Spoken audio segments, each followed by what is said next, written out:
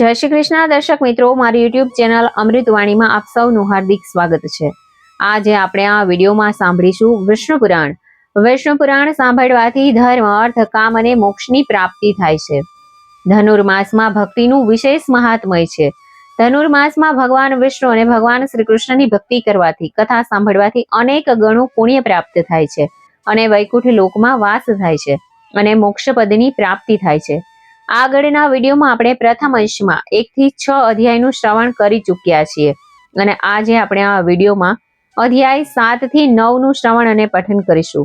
જો આપને મારો વિડીયો પસંદ આવે તો ચેનલને લાઈક, શેર અને સબસ્ક્રાઇબ કરો, જેથી નવા આવનારા વિડીયોના નોટિફિકેશન તમને મળતા રહે અને મારા વિડીયો આપ સુધી તુરંત પહોંચી શકે. અધ્યાય 7મો. સૃષ્ટિની વૃદ્ધિ અને માનસ પુત્રોની ઉત્પત્તિ. પરાશર બોલ્યા, ત્યાર પછી બ્રહ્માને સૃષ્ટિમાં વધારો કરવાની ઈચ્છા થઈ અને તે અંગે વિચારમાં ડૂબી ગયા હતા. ત્યારે એમની માનસી પ્રજાની ઉત્પત્તિ થઈ. આ બ્રહ્માના શરીરમાંથી થઈ એટલે એ બીજા શરીરના નિર્માણ માટે કારણભૂત થઈ. બ્રહ્માના શરીરમાંથી આ જીવો માત્ર સંકલ્પ બળથી ઉત્પન્ન થયા. એ વાત મેં તમને પહેલા કહી છે. આવું કરવા પણ જ્યારે બ્રહ્માએ સૃષ્ટિને પુત્ર પુત્રાદિથી ફલિત થતા ન જોયા તો પોતાના જ સમાન 9 માનસ પુત્રોની સૃષ્ટિ કરી. તે હતા ભૃગુ, પુલસ્ત્ય, પુલહ, ક્રતુ, અંગિરા, મરીચ, દક્ષ, અત્રિ અને વશિષ્ઠ. એમની સાથે જ ખ્યાતિ, ભૂતિ, સંભૂતિ, ક્ષમા, પ્રીતિ, સન્નતિ, ઉર્જા, અનસુયા તથા પ્રસૂતિ 9 કન્યાઓને જન્મ આપ્યો. જે 9 માનસ પુત્રોની ક્રમશઃ પત્નીઓ કહેવાઈ. વસ્તુતઃ બ્રહ્માજીએ આ 9 માનસ પુત્રો તેમજ પુત્રીઓથી પૂર્વ સંકાદીને ઉત્પન્ન કર્યા હતા, પરંતુ તેઓ સંતાનો ઉત્પત્તિની જેમ પ્રવૃત્ત ન થઈ શક્યા. કેવળ જ્ઞાન પ્રાપ્તિમાં જ રચ્યા પચ્યા રહેતા, એટલે તેમનામાં રાગ દ્વેષનો છાંટોય ન હતો. બ્રહ્માની ઈચ્છા લોક સૃષ્ટિમાં વધારો કરવાની હતી. આથી થોડી વાર માટે બ્રહ્માના ક્રોધની માત્રા અતિશય વધી ગઈ. જાણે એવું લાગતું હતું કે બ્રહ્માના ક્રોધાગ્નિમાં વધુ બળીને ભસ્મીભૂત થઈ જશે કે શું. હે મુનિવર, એ વખતે બ્રહ્માની ક્રોધ જ્વાળાથી જાણે આખું ત્રિલોક સળગી ગયું હોય એવું જણાઈ આવતું હતું. અને આ સમયે બ્રહ્માના લલાટમાંથી એક રુદ્રની ઉત્પત્તિ થઈ અને બપોરે સૂર્ય તપેલો હોય તેવો તપેલો હતો. એ રુદ્ર અર્ધ પુરુષ અને અર્ધ સ્ત્રીના રૂપમાં હતો. બ્રહ્માએ તેને કહ્યું કે હે રુદ્ર, તમારા શરીરના આ 2 સ્વરૂપ અલગ અલગ કરો. અને આટલું કહીને બ્રહ્મા અદૃશ્ય થઈ ગયા. આ પછી રુદ્રે પોતાના શરીરના 2 ભાગ કર્યા, પુરુષ અને નારી થયા, પરંતુ એક ભાગ નારી રૂપે રહ્યો, જ્યારે પુરુષ ભાગના 11 અંશ થઈ ગયા. હે મુનિવર, ત્યાર પછી બ્રહ્માએ સ્વયંભૂ મનુને પ્રગટ કર્યા અને નારી સ્વરૂપ શત્રુપા પ્રગટ કરીને મનુ શત્રુપાથી પ્રિયવ્રત અને ઉત્તાનપાદ 2 પુત્ર તથા પ્રસૂતિ અને આકૃતિ 2 કન્યા થઈ. આમ 2 કન્યાઓ અતિશય સ્વરૂપવાન હતી. પ્રસૂતિના લગ્ન દક્ષ પ્રજાપતિ સાથે થયા અને આકૃતિ રુચિ નામના પ્રજાપતિને પરણાવી. રુચિ આકૃતિએ યજ્ઞ અને દક્ષિણા નામક 2 જોડકા બાળક જન્મ્યા. યજ્ઞની પત્ની દક્ષિણાએ 12 પુત્રોને જન્મ આપ્યો. આ બધા યમ નામે ઓળખાવા લાગ્યા. પ્રસૂતિએ દક્ષ પ્રજાપતિના યોગે 24 કન્યાઓને જન્મ આપ્યો. એમના નામ આ પ્રમાણે છે: શ્રદ્ધા, લક્ષ્મી, ધૃતિ, તૃષ્ટિ, પુષ્ટિ, મેઘા, ક્રિયા, બુદ્ધિ, લજા, વપુક્ષ, શાંતિ, રુદ્ધિ, કીર્તિ, ખ્યાતિ, સતી, સંભૂતિ, સ્મૃતિ, પ્રીતિ, ક્ષમા, સનતિ, અનસુયા, ઉર્જા, સ્વાહા અને સ્વધા. આમાંથી 1 થી 13 કન્યાને દક્ષ પ્રજાપતિએ ધર્મ પ્રજાપતિને આપી. બાકીની કન્યાઓના લગ્ન નીચે બતાવ્યા મુજબ કરવામાં આવ્યા. ખ્યાતિ ભૃગુ, સતી શિવ, સંભૂતિ મરીચિ, સ્મૃતિ મનુ, પ્રીતિ અંગિરા, ક્ષમા પુલસ્ત્ય, શનતિ પુલહ, અનસુયા અત્રિ, ઉર્જા વશિષ્ઠ, સ્વાહા અગ્નિ, સ્વાધા અને પિતૃદેવો. હવે ધર્મની પત્નીઓએ નીચે મુજબ પુત્રોને જન્મ આપ્યા. શ્વેતાએ કામ, લક્ષ્મીએ ગર્ગ, ધૃતિએ નિયમ, વપુએ વ્યાસશાસ્ત્ર, કીર્તિએ યશ, તૃષ્ટિએ સંતતિ, પુષ્ટિએ લોભ, મેઘાએ શ્રુત, શાંતિએ ક્ષેમ, ક્રિયાએ દંડ, બુદ્ધિએ બોધ, લજ્જાએ વિજય અને રુદ્ધિએ સુખ. આ રીતે ધર્મના પુત્રો થયા. કામની પત્ની નંદીએ હર્ષ નામના પુત્રને જન્મ આપ્યો. હવે અધર્મના વંશની વાત સાંભળો. અધર્મની પત્ની હિંસા હતી અને તેમણે અસત્ય નામના પુત્રને જન્મ આપ્યો અને વિકૃતિ કરીને એક પુત્રી થઈ. એ બંનેએ ભય અને નરક નામના 2 પુત્રો થયા. ભયને માયા નામની પત્ની હતી અને નરકને વેદના. માયાએ મૃત્યુ નામના પુત્રને જન્મ આપ્યો અને વેદનાએ દુઃખ નામના પુત્રને જન્મ આપ્યો. આ બંને દુઃખ સ્વરૂપ પરિણામ લાવનારા હોવાથી અધર્મ અને પાપી ગણાય છે. એ નાનપણથી જ બ્રહ્મચારી હતા. હે મુનિવર, આ બધા વિષ્ણુના રુદ્ર રૂપો કહેવાયા, કેમ કે તેઓ જગતના નાશનું કારણ બનેલા છે. પ્રલયનો વિસ્તાર બતાવતા પરાશરજી બોલ્યા કે હે વિપ્રવર, બધા ભૂતોનો પ્રલય 4 પ્રકારનો હોય છે. પ્રથમ નૈમિતિક, આ કલ્પમાં થાય છે. આ બ્રહ્મ પ્રલય છે, એમાં બ્રહ્મા શયન કરે છે. બીજો પ્રાકૃતિક પ્રલય, એમાં બ્રહ્માંડની પ્રકૃતિમાં લીન થઈ જાય છે. ત્રીજો પ્રલય આત્યંતિક પ્રલય છે. આ પ્રલયમાં જ્ઞાન થઈ ગયા પછી પરમાત્મામાં લય થાય છે. ચોથો નિત્ય પ્રલય છે. જન્મ લીધા પછી પ્રાણી પદાર્થના વિકાસ અને વિનાશની પ્રક્રિયાનો પ્રવાહ રાત દિવસ થતો રહે છે અને સતત ચાલુ રહે છે. હવે 3 પ્રકારની સૃષ્ટિ વિશે સાંભળો. જે સૃષ્ટિ પ્રલય પછી પ્રવૃત્તિમાં આકૃતિ ધારણ કરે છે તે પ્રમાણે આકાર લેતી સૃષ્ટિ પ્રાકૃતિક સૃષ્ટિ કહેવાય છે. અવાંતર સૃષ્ટિના પ્રણય પછી જે સૃષ્ટિમાં બ્રહ્માનો દિવસ થાય છે અને તે સૃષ્ટિ દૈનંદિની સૃષ્ટિ કહેવાય છે. અને જે સૃષ્ટિમાં કાયમને માટે જન્મનો પ્રવાહ સતત ચાલતો જ રહે છે તે નિત્ય સૃષ્ટિ કહેવાય છે. સર્વના હૃદય કમળમાં રહીને જીવ માત્રનું રક્ષણ કરનારા ભગવાન વિષ્ણુ જગતનું સર્જન, પાલન, લય અને પ્રતિદિવસમાં કરતા જ રહે છે. સર્જન, પાલન અને સંહાર કરનારી આ શક્તિ વૈષ્ણવી શક્તિ છે અને આ જગતમાં રાત દિવસ કાયમને માટે પરિવર્તન કરતી રહે છે. ઇતિ શ્રી વિષ્ણુ પુરાણે પ્રથમ ભાગે 7મો અધ્યાય સમાપ્ત. અધ્યાય 8મો, સૃષ્ટિ અને લક્ષ્મી સૃષ્ટિ. પરાશરજી બોલ્યા કે હે મુનિ શ્રેષ્ઠ, બ્રહ્માની તામસી સૃષ્ટિ એ એક રીતે અધર્મની સૃષ્ટિ કહેવાય છે. એનું બીજું નામ રુદ્રની સૃષ્ટિ છે. તેની વાત હું તમને કહું છું, તે તમે સાંભળો. રુદ્ર સર્ગના વિસ્તારથી વૃતાંત સંભળાવતા પરાશરજી બોલ્યા કે એક વખત કલ્પના પ્રારંભમાં સ્વાદ અનુસાર સૃષ્ટિની રચનાથી ચિંતિત બ્રહ્માની ગોદમાં નીલ લોહિત રંગવાળા એક બાળકનો જન્મ થયો. જન્મ પછી તરત જ તે બાળક પોતાના નામકરણ માટે રડવા લાગ્યો.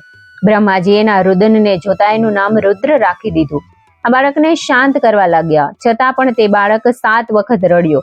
આના ક્રમે જોઈને બ્રહ્માએ અન્ય 7 નામોથી એને સંબોધિત કર્યો હતો, જે આ પ્રમાણે છે: ભવ, શર્વ, ઈશાન, પશુપતિ, ભીમ, ઉગ્ર અને મહાદેવ. એમની પત્નીઓ ક્રમશઃ ઉષા, વિક્રેશી, અપરા, સ્વાહા, દિશા, દીક્ષા અને રોહિણી હતા. આ 7ના ક્રમશઃ શુક્ર, લોહિતાંગ, મનોજ્વ, સ્કંદ, સર્ગ, સંતાન તેમજ બુધ નામનો પુત્ર થયા. રુદ્રની પત્નીનું નામ સુવર્ણચલા હતું તેમજ પુત્રનું નામ શનિ હતું. આ અષ્ટમૂર્તિ રુદ્રદેવે દક્ષની પુત્રી સતી સાથે લગ્ન કરીને પત્ની તરીકે સ્વીકાર કર્યો અને એ સતીએ પોતાના પિતાને ત્યાં થયેલા યજ્ઞમાં મહાદેવ ભોળાનાથનું સ્થાન ન જોતા સતી પોતાના પિતા દક્ષ પર અતિશય ક્રોધિત થયા અને દક્ષની યજ્ઞની વેદીમાં પડતું મેલીને પોતાના દેહનો ત્યાગ કર્યો હતો. આગળ જતા એ જ સતીએ હિમાલય અને મેનાના ઘેર પુત્રી રૂપે જન્મ લીધો અને એ વખતે એમનું નામ પાર્વતી થયું. ઉમાના નામે પણ પ્રખ્યાત થયા. ભૃગુની પત્નીનું નામ ખ્યાતિ હતું અને તેણે ધાતા અને વિધાતા એમ 2 દેવપુત્રોને જન્મ આપ્યો. અને દેવાધિદેવ નારાયણના પત્નીનું નામ શ્રીદેવી હતું અને તે શ્રીદેવી પણ ખ્યાતિના પુત્રી હતા. મૈત્રેયે પૂછ્યું કે હે વિપ્રવર, શ્રીદેવી તો સમુદ્ર મંથનના સમયે સમુદ્રના 14 રત્નમાંનું એક રત્ન તરીકે જન્મ્યા હતા એવું મારી સ્મૃતિમાં છે.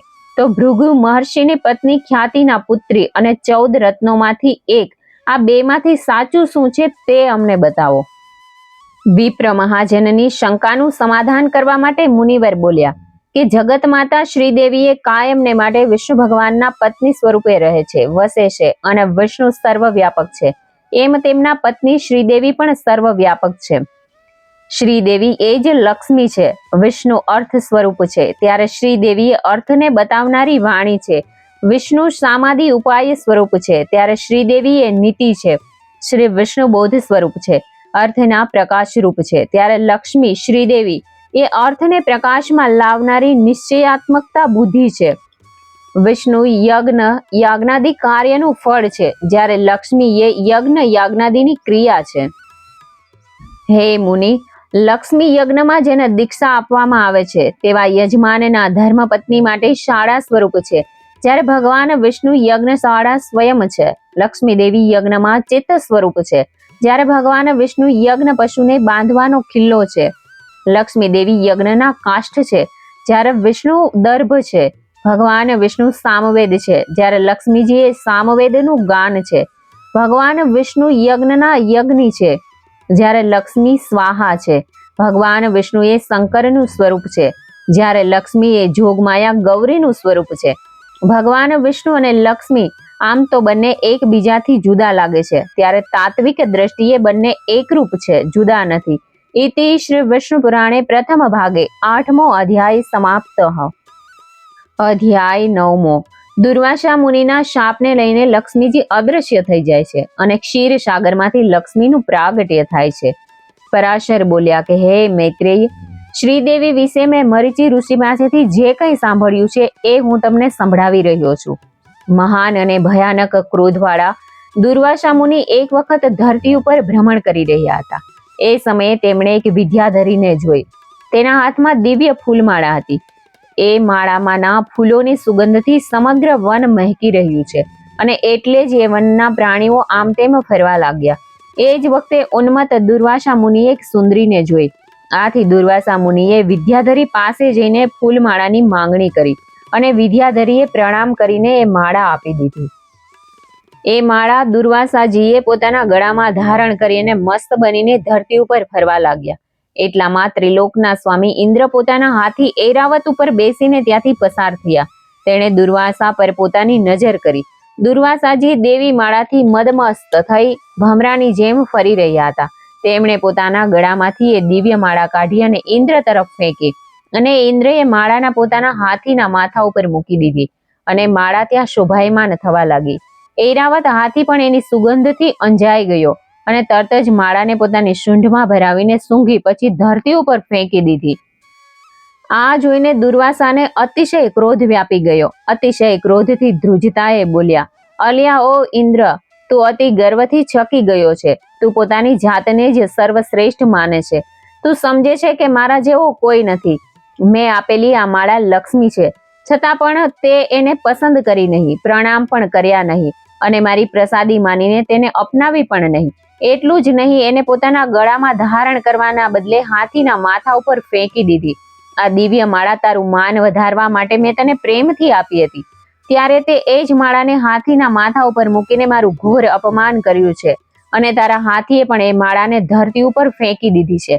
આથી હું તારા ઉપર ક્રોધે ભરાયો છું અને કહું છું કે હે મૂંઢ, ત્રણેય લોકની તારી આ લક્ષ્મીનો નાશ પામો. અને તું મને એક સામાન્ય બ્રાહ્મણ માને છે અને મારું હળહાળ અપમાન કરી રહ્યો છે, એટલે તારું ત્રિલોક્ય નરક નષ્ટ લક્ષ્મી થઈને ઐશ્વર્યથી ભ્રષ્ટ થશે. હે ઇન્દ્ર, તને તારા ગર્વનું ફળ મળવું જ જોઈએ. પરાશરજી બોલ્યા. આ પ્રમાણે મહાન નરેશ ઇન્દ્ર દુર્વાસાની ક્રોધભરી વાણી સાંભળીને તરત જ હાથી ઉપરથી નીચે ઉતરીને મહાત્મા દુર્વાસાના પગમાં પડીને વિનવવા લાગ્યો. ઇન્દ્ર દુર્વાસા મુનિને કહેવા લાગ્યો કે મને ક્ષમા કરો, મારાથી ભયંકર ભૂલ થઈ ગઈ છે.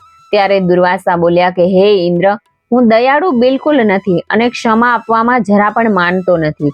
તું માનતો હશે કે આ ઋષિ પણ બીજા ઋષિ જેવા દયાળુ હશે, પણ એ તારી ભૂલ છે. આ દુર્વાસા છે, ક્રોધનો અવતાર. મને જાણતા ન હોય તો તું જાણી લેજે. મોટા મોટા મુનિઓએ તારા વખાણ કરી કરીને તને ચગાવી દીધો છે. તારા ગર્વનો પારો ઊંચે ચડતો જાય છે, પણ હું ક્ષમાનો અવતાર નથી. ક્ષમા આપવાનું કામ મારું નથી. મારા ક્રોધને જેવો તેવો ન માનતો. મારી જટા આમ તેમ ડોલે છે. એને મારો ક્રોધ જોઈને ત્રિભુવનમાં એવું કોણ છે કે એના છક્કા ન છૂટી જાય? તું ભલે ને મને વિનવણી કરે, પણ હું તને માફ કરવાનો નથી. હવે વધારે પડતું બોલવાનું બંધ કર. મારે જે કહેવાનું હતું તે કહી દીધું છે. આમ કહીને દુર્વાસા ત્યાંથી ચાલ્યા ગયા અને ઇન્દ્ર પણ પોતાની અમરાવતી નગરીમાં પાછો ફર્યો. દુર્વાસાના શાપના કારણે ઇન્દ્રલોકની પાયમાલી ચાલુ થઈ ગઈ. રાક્ષસો જોરમાં આવી ગયા અને તેઓ ઇન્દ્રલોક કબજે કરવા માટે ઇન્દ્ર સાથે યુદ્ધે ચડ્યા. દેવતાઓ ઢીલા પડી ગયા. આથી રાક્ષસોની જીત થઈ અને દેવતાઓને સ્વર્ગમાંથી હાંકી કાઢ્યા. પોતાની આ દુઃખદ પરિસ્થિતિમાં અગ્નિદેવના નેતૃત્વમાં દેવતાઓ બ્રહ્માજીના શરણમાં ગયા. બ્રહ્માએ દેવતાઓની વિતક કથા સાંભળી અને ખુદને પણ કોઈ સહાય કરવામાં અસમર્થ બતાવીને સર્વે દેવતાગણને લઈને બ્રહ્માજી વિષ્ણુ પાસે ગયા.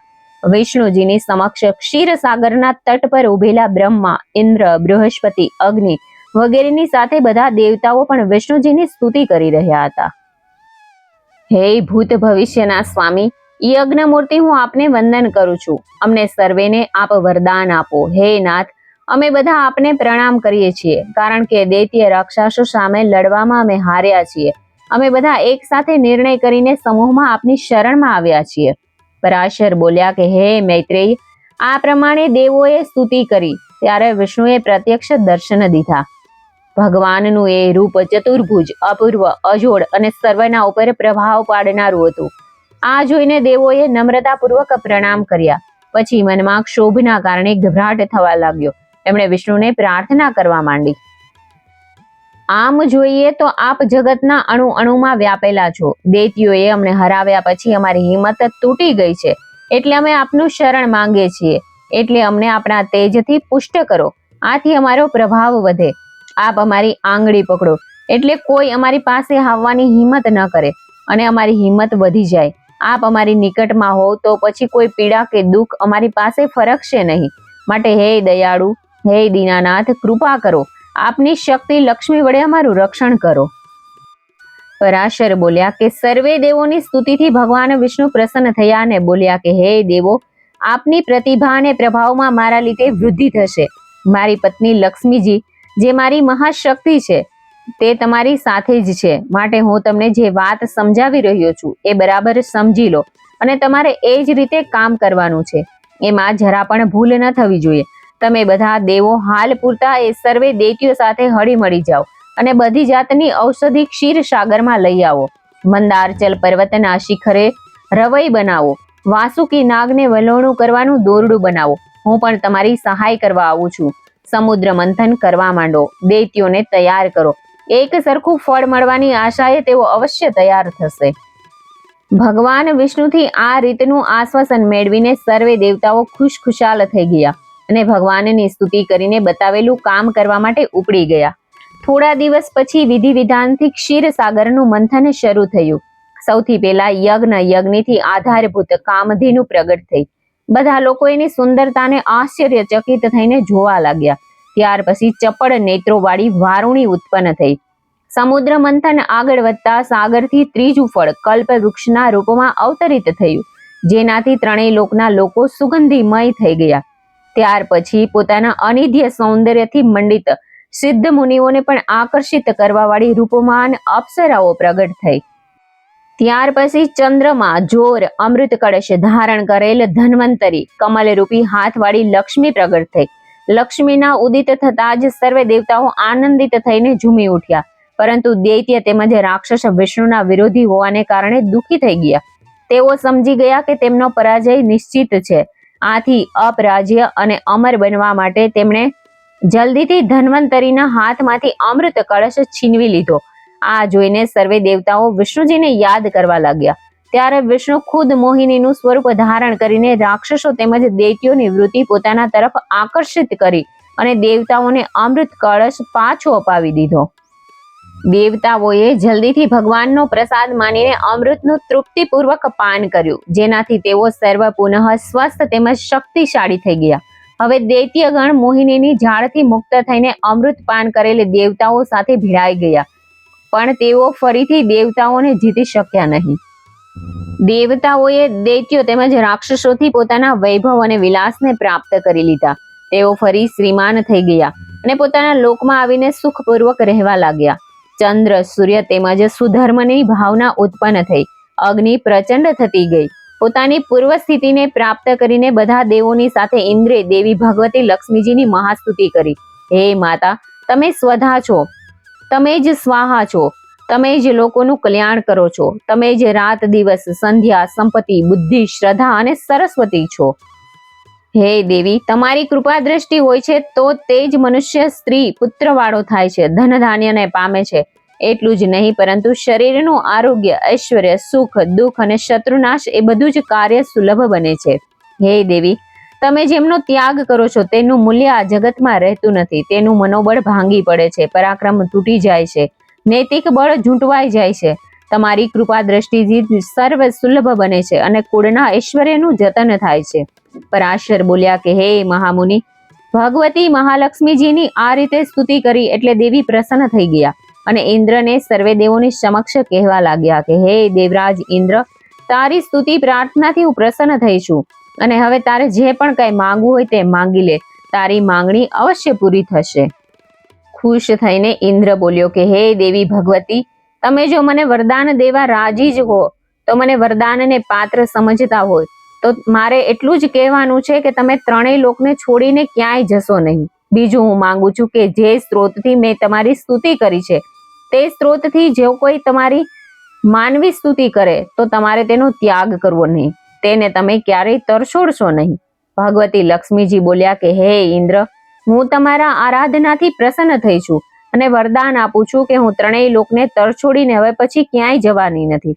જે લોકો સવારે અને સાંજે તારા સ્ત્રોત વડે મારી પૂજા ભક્તિ કરશે તો તેમનાથી હું ક્યારેય દૂર જવાની નથી. જ્યારે જ્યારે દુઃખોના કારણે ખુદ વિષ્ણુ અવતાર લેવો પડે છે ત્યારે લક્ષ્મીજીનું પણ અવતરણ થાય છે. વિષ્ણુએ આદિત્ય, પરશુરામ, રામ તેમજ કૃષ્ણનો અવતાર લીધો. લક્ષ્મીજી પણ તેનું અનુકરણ કરતી થઈ. પદ્મા, પૃથ્વી, સીતા અને રૂક્ષ્મણીના રૂપમાં અવતરિત થઈ. તેમ પરમ પદ વિષ્ણુના દેવતા, મનુષ્ય વગેરે શરીરોમાં અવતરિત થતા રહે છે. એ જ પ્રમાણે લક્ષ્મી પણ અવતાર ધારણ કરે છે. ઇતિ શ્રી વિષ્ણુ પુરાણે પ્રથમ ભાગે 9મો અધ્યાય સમાપ્ત. જય શ્રી વિષ્ણુ ભગવાન. જય શ્રી કૃષ્ણ.